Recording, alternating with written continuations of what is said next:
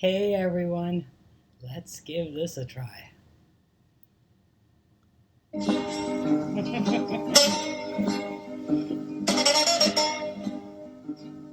This is a Greek god called Sisyphus. Take a look at what he's doing. Oh.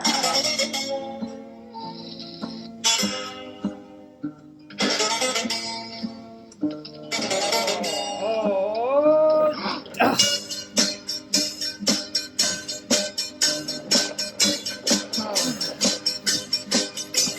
Yikes. No, no, no, no, no.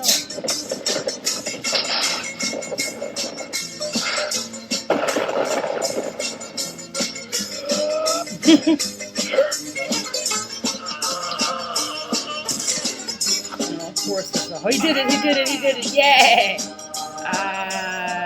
Nope. Wrong mountain. Ay, ay, ay, ay, ay.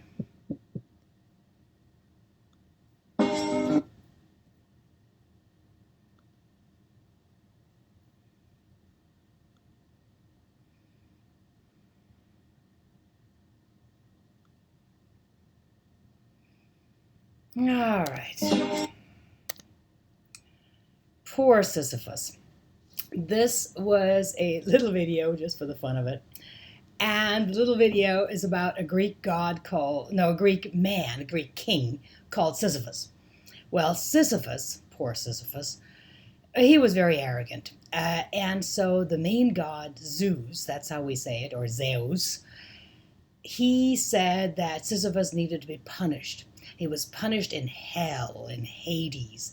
And his punishment was to roll a rock up a hill, and every time he rolled it to the top of the hill, it crashed back down again. Oh, the poor guy. Well, don't you sometimes feel like Sisyphus? Sometimes we have a whole lot of assignments and it's not very easy. So let's check out here and see what we can do about supporting a topic or thesis statement and what we can do for the support. So,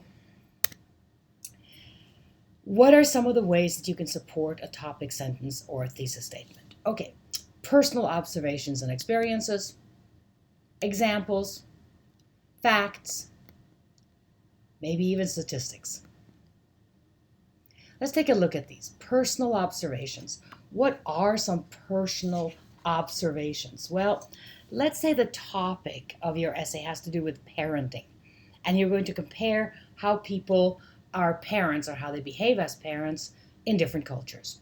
So one of the things, of course, is that you've been a child yourself, so surely you remember something. The other thing about is that you've watched other people. Maybe you can remember mothers and fathers in a park or at a beach with their kids and how they behaved and what they did. Those are personal observations. You can certainly describe those kind of things. Look at these cute kids. And include those observations of behavior in your essay. Or paragraph, of course.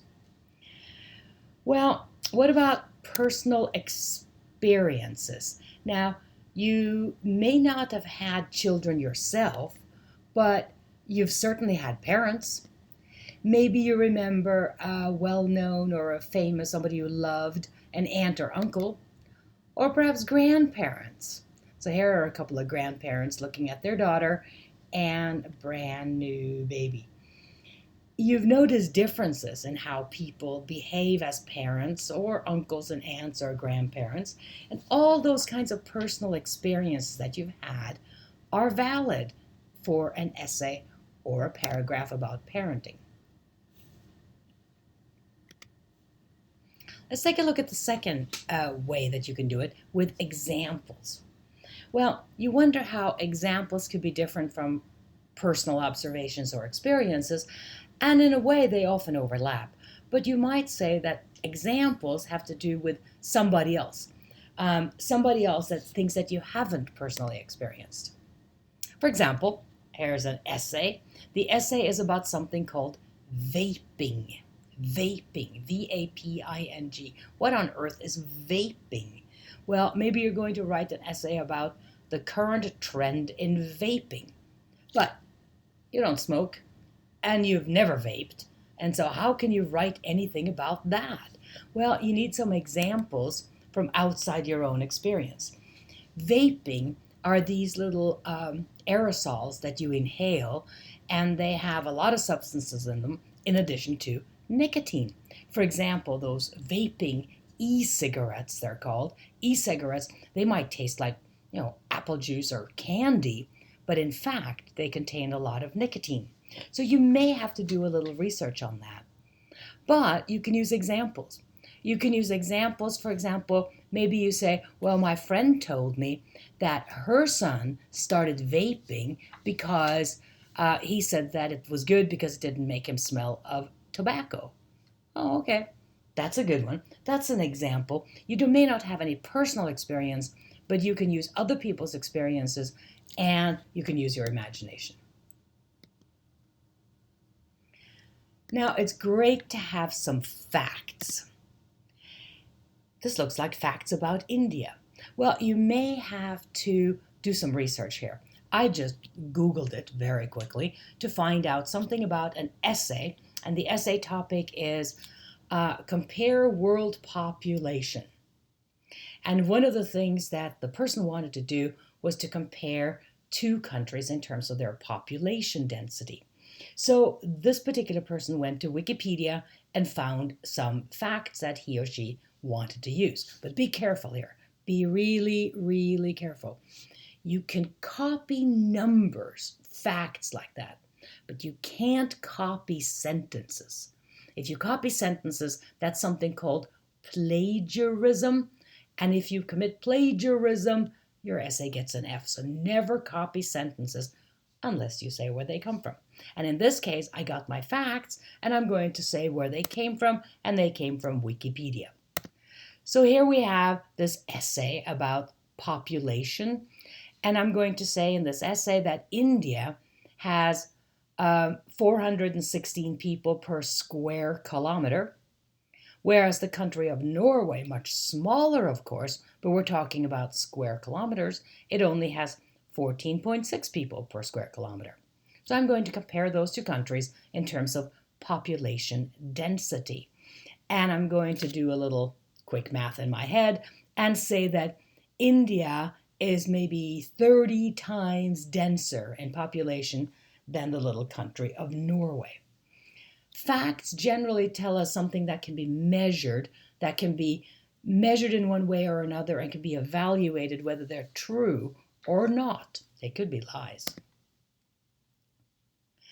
So, talking about lies, a famous man said there are three kinds of lies: lies, damn lies, and statistics.